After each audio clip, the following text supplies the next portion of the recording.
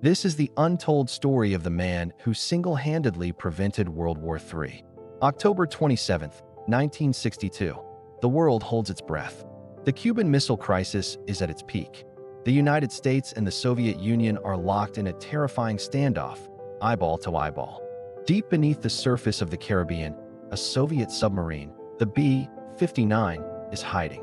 It's been cut off from Moscow for days, its crew exhausted and on edge.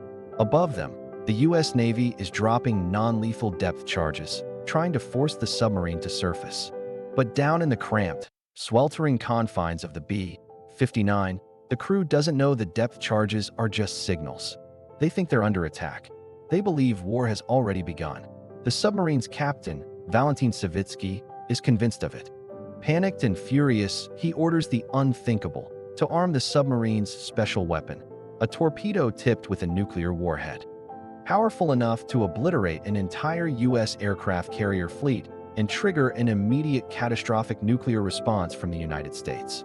According to Soviet protocol, launching this weapon required the agreement of 3 senior officers on board. The captain gave his consent.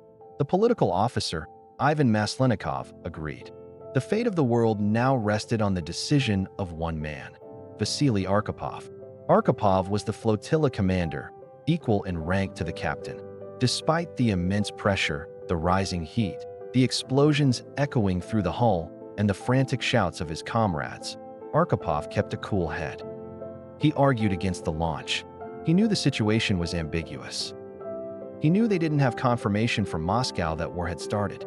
Launching the torpedo would be a point of no return, not just for them, but for all of humanity. Imagine the tension in that control room.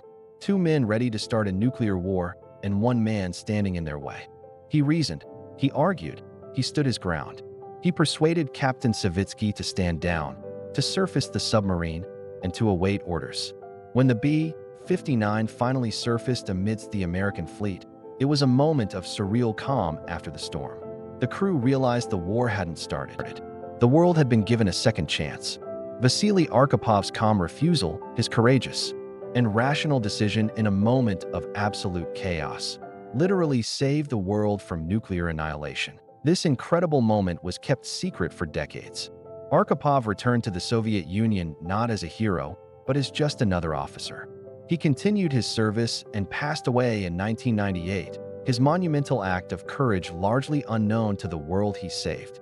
It wasn't until years later, when records were declassified, that the full story came to light.